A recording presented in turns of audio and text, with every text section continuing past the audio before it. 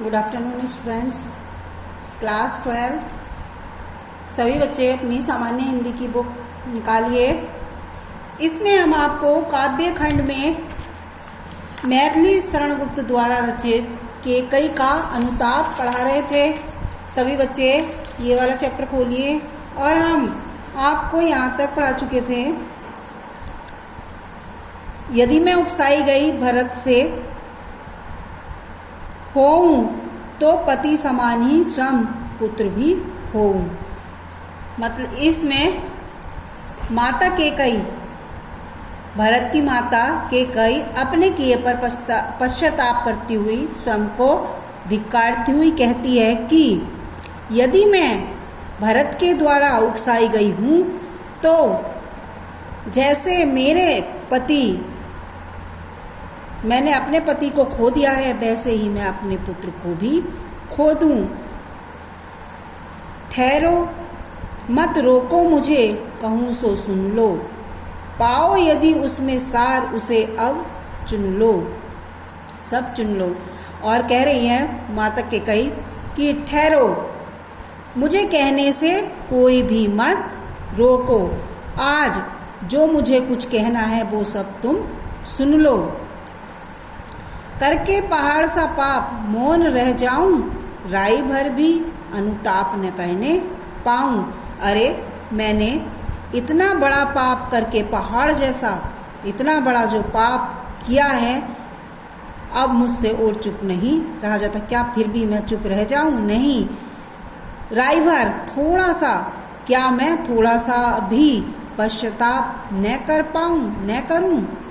मैंने जो इतना पहाड़ जैसा पाप किया है, इतना बड़ा पाप किया है, और वो पाप करके भी मैं चुप हो जाऊं और राई भर थोड़ा सा भी उसके लिए मैं पश्चाताप न करूं। थी संछत्र राशि निशा ओस टपकाती, रोती थी नीरव सभा हृदय थपथपाती। अब आकाश में चंद्रमा रूपी रात थी। आकाश में चंद्रमा रूपी रात ओस को टपकाती थी और सारी सभा रोती थी, और केकई की बात सुनकर पूरी सभा अपने हृदय को थपथपा रही थी। उल्कासी रानी दिशा दीप्ति करती थी, सब में भय विस्मय और खेद करती थी। रानी कह रही है कि रानी के जो शब्द थे वे उल्कापात के समान थे, कि जैसे उल्कापात एक पिंड होता है। उल्कासी रानी दिशा दीप्ति करती थी। रानी के जो शब्द थे वो उल्कापात करके अयोध्या वासियों के समाज को नष्ट कर दिया था। रानी केकई के जो शब्द थे, ऐसा लगता था जैसे उल्कापात करके अयोध्या वासी के समाज को नष्ट कर दिया था। आज वही रानी उस अयोध्या में अंधकार में प्रकाश भर रही थी। ये शब्द कह करके अंधकार में प्रकाश भर रही थी। क्या कर सकती थी मेरा मंत्रा दासी, मेरा ही मन रह सका न निज विश्वासी। और कह रही है अपने आप को दोषी मानती हुई रानी केकई कह रही है कि अब तुम ही बताओ कि वो जो निर्बल मंत्रा थी वो मेरा कर ही क्या सकती थी। अब वो बेचारी निर्बल मंत्रा क्या कर सकती थी, जबकि मेरा ही मन अपने बस में नहीं था, क्योंकि मेरा मन जो है वो अविश्वासी हो गया था। केकई ऐसा कह रही है। केकई ऐसा कह रही है कि वो मंत्रा जो थी वो तो निर्मल थी, उसका मन तो निर्बल था, उसमें तो कोई बल ही नहीं था। वो मेरा फिर भला क्या कर सकती थी? गलती मंत्रा की नहीं है। क्यों? क्योंकि मेरा मन ही मेरे बस में नहीं था, मैं ही अविश्वासी हो गई थी। ऐसा रानी केकई कह रही थी। जल पंजरगत अब अरे अधीर अभागे, बेज्वलित भाव थे स्वयं तुझी में जागे। और आगे अब कहती है कि रानी केकई कह रही है कि मेरे शरीर के अंदर स्थित मन में ही आग लगाने हेतु ही वह जागी थी।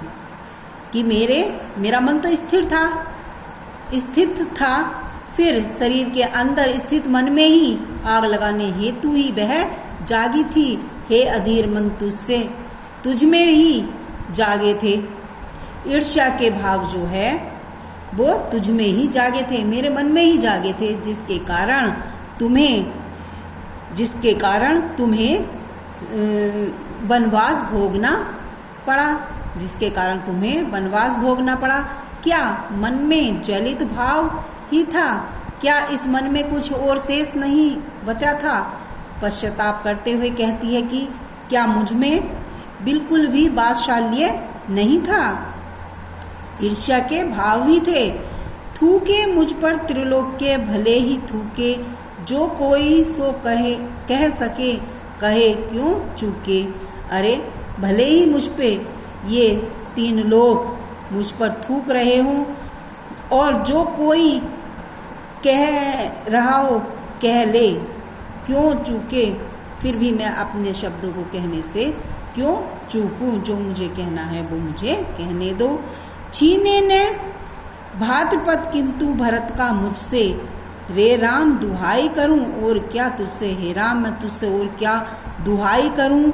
बस मैं इतना चाहती हूँ कि मुझसे, कि मेरे भरत से मातृपद की माता का पद कोई ना छीने, कि मुझसे भरत का पद कोई न छीने। हे राम मैं तुमसे यही दुहाई मांगती हूँ। कहते आते थे यही अभी नरदेही, माता ने कुमाता पुत्र कुपुत्र भले ही।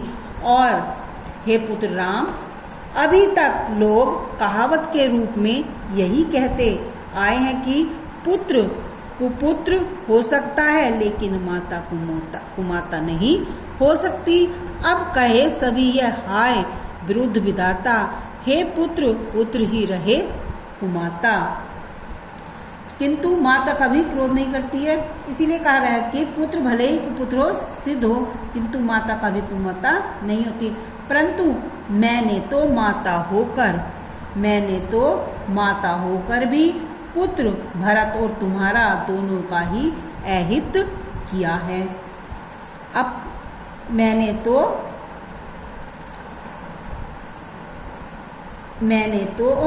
माता होकर भी पुत्र भरत और तुम दोनों का ही अहित किया है। अतः मैं वास्तव में लोगों की दृष्टि से एक बुरी माता हो गई हूँ, कुमाता हो गई हूँ। अब लोगों की दृष्टि में मैं बुरी माता हो गई हूँ। अब आगे देखिए, बस मैंने इसका ब्रह्मा मात्र ही देखा, दृढ़ हृदय न देखा, मृदुल गात्र ही देखा। अतः अब मैं वास्तव में लोगों की दृष्टि से बुरी माता हूँ, मगर मैंने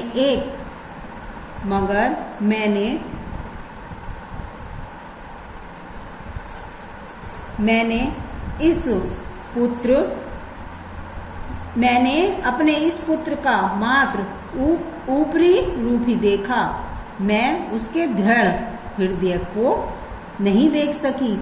मैंने अपने पुत्र भरत का मात्र ऊपर का ही रूप देखा है, उसके हृदय को मैं नहीं देख सकी। मैंने इसके कोमल शरीर को ही देखा है, मैं इसके पारमार्थिक स्वरूप को नहीं देख पाई, और परमार्थ न देखा, पूर्ण स्वार्थी साधा, इस कारण ही तो हाय आज यह बाधा। मैंने इसके कोमल शरीर को ही देखा है, मैं इसके परमार्थिक स्वरूप को न देख पाई हूँ, और अपना पूर्ण स्वार्थ साधना चाहा, मैंने अपना पूरा स्वार्थ ही चाहा।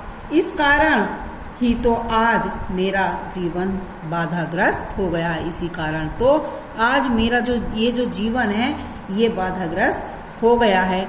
युग युग तक चलती रहे कठोर कहानी, रघुकुल में भी थी एक अभागिन रानी।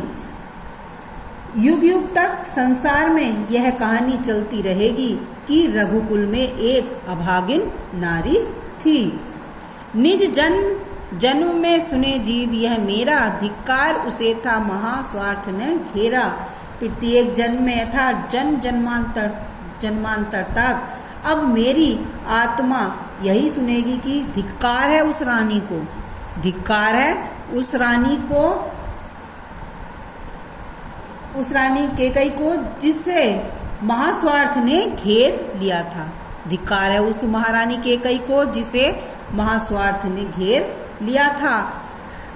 जिस कारण 100 बार धन्य वह एक लाल की माई, जिस जननी ने है जना भरत सा भाई।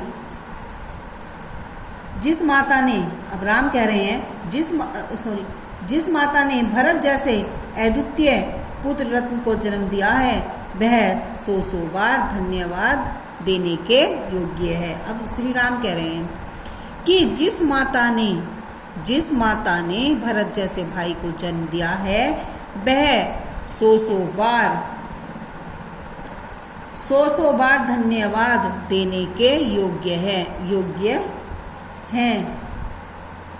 एक बार फिर से सुनिए कि जिस माता ने भरत जैसे अद्वितीय पुत्र को जन्म दिया है वह 100 बार धन्यवाद देने के योग्य है।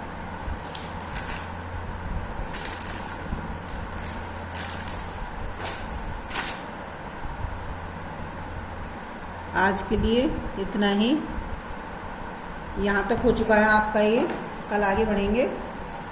धन्यवाद बच्चों, आज के लिए इतना ही।